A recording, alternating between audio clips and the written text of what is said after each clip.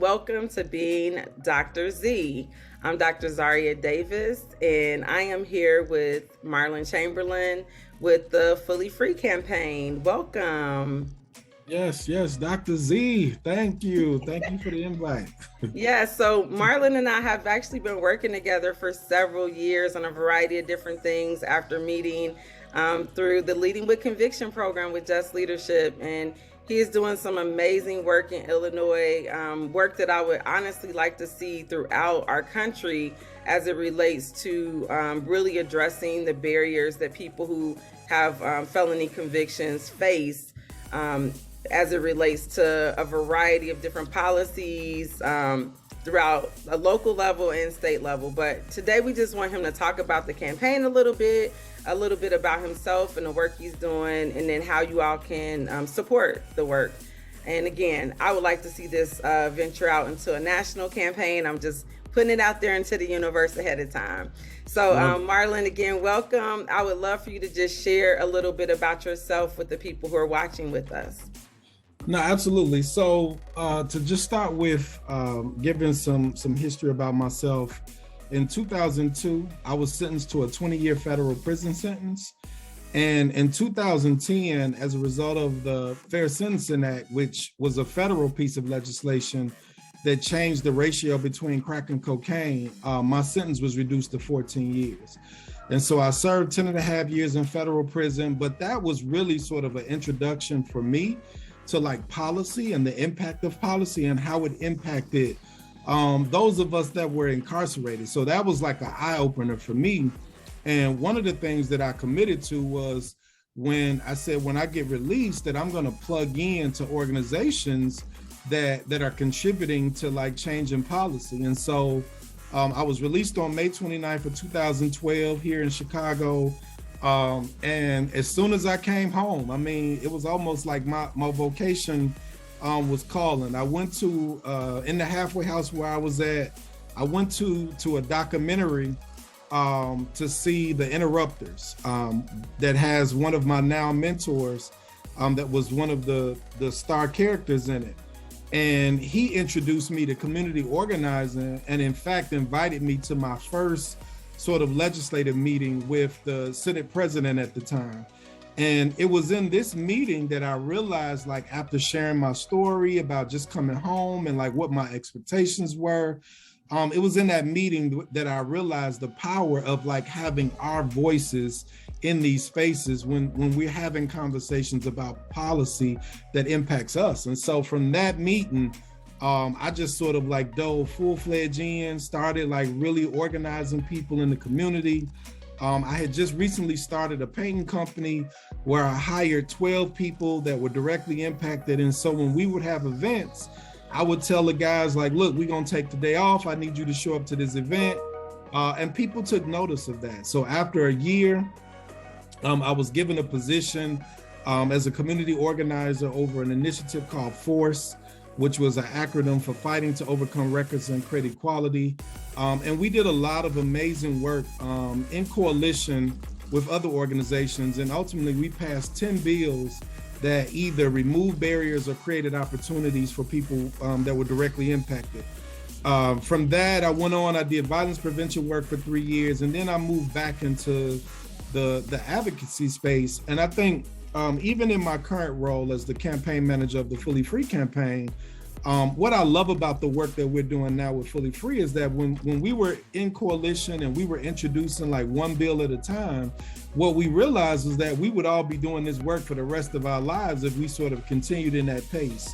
And so we started thinking about what would it look like if we were to form an initiative or campaign that was led and really center people with lived experience to really look at how could we introduce sort of like these expansive packages of legislation that would remove several barriers at one time. And so that is how the Fully Free campaign was birthed.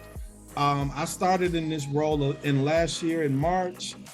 Since I started, and I would just sort of walk through like the three high level buckets of what we're trying to do.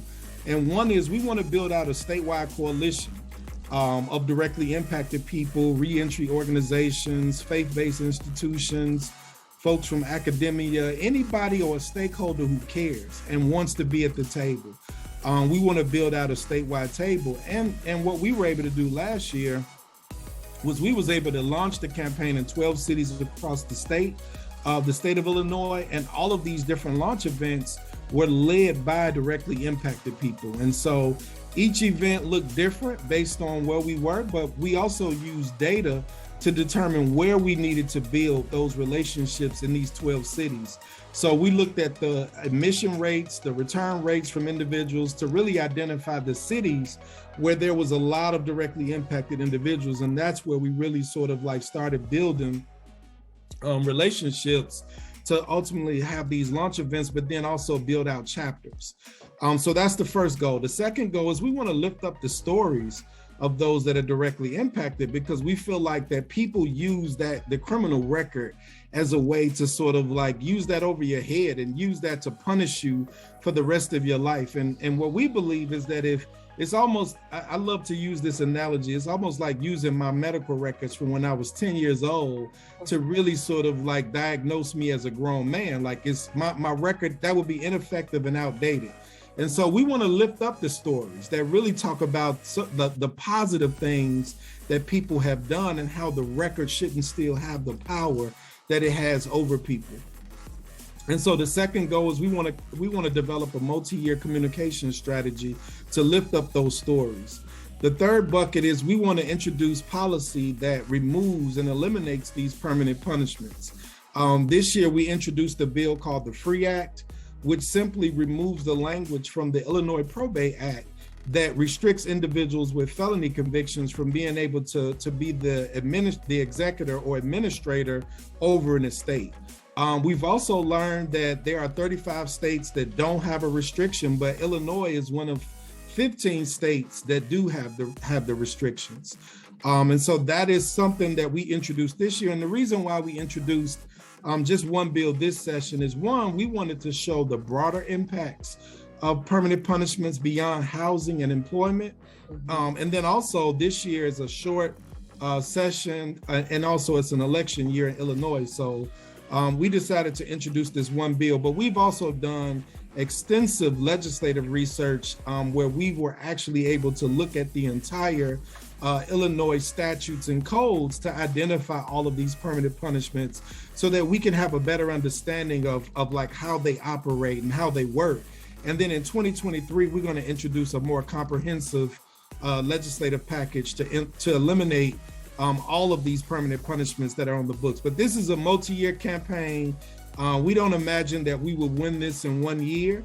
But we're building so that as we do get into sort of like these conversations and talking to legislators, that we have the support of the community as we represent and support the work of Fully Free. Absolutely. Yeah, I think it's amazing. And you're right. I know in Ohio, there are like over 1,000, discriminatory practices on the books. So, and then that's not even talking about any like private types of, policies that people have in place, right? So I think that we're seeing that across the country. And I know that's one of the things that I really try to elevate through my own storytelling, as well. Like, hey, I got denied this, or hey, my credit card got closed because they did a background check and they don't want to do business with me anymore. And so it's like all these different things. And I mean, when we talk about like volunteering at children's schools and, being able to adopt, I mean, all things that people don't think about, because a lot of people don't think that those should be barriers, right? But for some reason, over time, all of these different barriers have been created to prevent people from living fully free, right? Like, I mean, it just goes, the name is just ideal. So this is a question that I've kind of asked all my guests, and I feel like it's so connected to like the work that you're doing. So what myth would you dispel, what myth would you dispel as it is related to people who are formerly incarcerated or people that are living with convictions? Like, what is something you hear often, or something that you want to just, for the people who are watching and listening, who just, are just tuning in and figuring out like that I'm formerly incarcerated, maybe, like what's something that you would like to dispel? Or maybe there's more than one thing. Nah, this great question. Great question. I was in a meeting last week. It was a bunch of stakeholders. I won't say from what city, and a sheriff who was a part of the conversation was basically saying, he was saying we have to make sure that as people transition out of prison, that we can keep them in line, that we can make sure that they do what they're supposed to. And he was using sort of like this language around like folks who have been to prison who have arrest records, like they need people to like watch over them 24/7. And so I raised my hand in the Zoom call and responded by just saying that in most cases, the people that I know, it's not necessarily that they need like anyone sort of like looking over them. And in a lot of situations, people just are looking for opportunities. Like people go to prison, or even if you just have an arrest record, people change. And when people make that decision that I no longer want to live this lifestyle, it's not so much about around like having to like look over somebody to make sure that they don't go back. It's about creating opportunities for those individuals who are ready. And so the myth that I would sort of like dispel today is that before you make judgments on people who have been incarcerated, get to know them. Because the folks that I know doctors such as yourself. I know business owners. I know executive directors, all who are formerly incarcerated, who are doing great work. And so I would just say, before you sort of create these ceilings or this box, get to know people, get to know their story, get to know what happened, what led them to prison, and what are they doing now? Because that, once again, that the criminal record is not an accurate judgment of future behavior. It's not. And so I would say get to know people, because you will be shocked. In most spaces I'm in, people don't know that I've been formerly incarcerated until I say it. And that's what we're looking to build. So I would say get to know people, build relationships, and be open to having a paradigm shift when you learn that, to me, some of the most talented and smartest people I've ever met in my life, I met them in prison. Absolutely.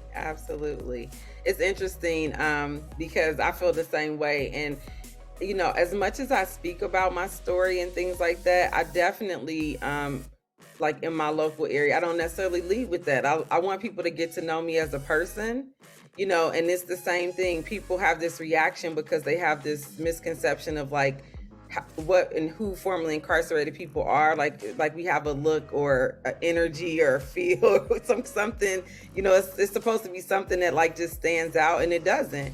Because when you think about the number of people that are living with some type of record or have been impacted by the system in some way, like the numbers are huge. And I think that some people have difficult times adjusting, you know, and don't necessarily have those supports and resources to really help them get to that space. And a lot of us do. And so, you know, I think that people have stereotypes and misconceptions about, you know, who we are. And it definitely feeds into every other aspect of life a lot of times. So thank you for lifting that up. I think that that's so important. So important. So my next question is, and this could be personal or, you know, related to the campaign or you as a leader, but what are your ultimate goals for 2022? So you talked about, you know, that you all have introduced legislation to address one particular issue, but what are some other goals that you have as it relates to this work for this year? So, of course, passing the FREE Act, but I would also say, and I know me and you have talked about this on many occasions, around just creating support systems. And what I mean by support systems is not the traditional sort of support systems for individuals who are coming out of incarceration, but support systems that support the advocacy work. And what I mean by that is, like, we have a legislative strategy session meeting every Friday where individuals who are directly impacted, who want to learn more about like what it all takes to introduce policy and to lobby and to pass and implementation. This is a space where folks can learn without feeling like I don't want to ask this question because all of the sort of policy experts are in the room. So we've created a space where we have a lobbyist who is on contract with the Fully Free campaign that's there to support. We also have some other policy experts that are consultants that are in this space, and this space is for us to learn in real time. And so as we're learning, we're also making decisions as directly impacted people as it relates to like our legislative work. So one of the goals for me as we continue out in this year is just finding creative ways to really build that support around like the communications work and the organizing work, because we want to make sure that what we create as far as the infrastructure is sustainable and that we can really build and really develop leaders. Because one of the challenges in this work is that people tend to call the same people. I know me and you have talked about this over and over and over. So we want to create opportunities for people to have spaces to learn. And really, we've named this from day one, like, even if the bill doesn't pass, we just appreciate the lessons that we're going to learn together as a coalition as we go throughout this process. So really, our focus this year is really doing capacity building with our partner organizations across the state in preparation for 2023. Awesome. So prior to us closing out, I want to just ask if there's anything you would like to leave for our viewers and listeners that will be watching this. Absolutely. If you want to learn more about the campaign, you can definitely go to our website. There's a wealth of information from the Never Fully Free report that was released in June of 2020, which really outlines the hundreds of barriers that currently exist in Illinois. You can also go to our website to sign up to receive campaign updates and action alerts. And then there's also a donation button that you can also, if you are unable to contribute in any other way and want to just donate, we definitely appreciate that as well, because that also helps us as far as hiring the support that's needed. But then also as we travel to and from Springfield, which is the capital here in Illinois, that helps us cover some of the costs for leaders that are traveling back and forth. So you can go to the website to sign up to receive campaign updates and action alerts. You can go to the website to make a donation. And then you can also go to the website to learn more information about the campaign, but then also connect with me if you want to schedule a one-on-one to learn more about the work. Awesome. And how do they just go through the website if they want to connect with you for the one-on-ones? Well, my email address is mchamberlain, CHAMBERLAIN @heartlandalliance.org. That's mchamberlain@heartlandalliance.org. You can email me directly. Awesome.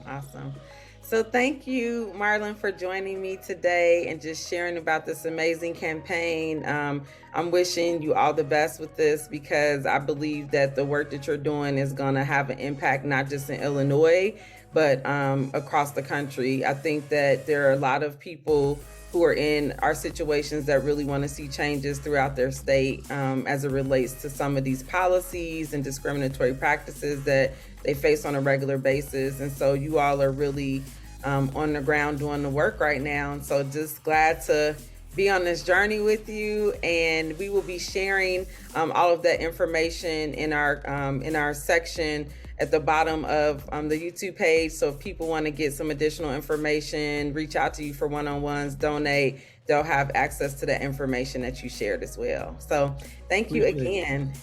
Thank you.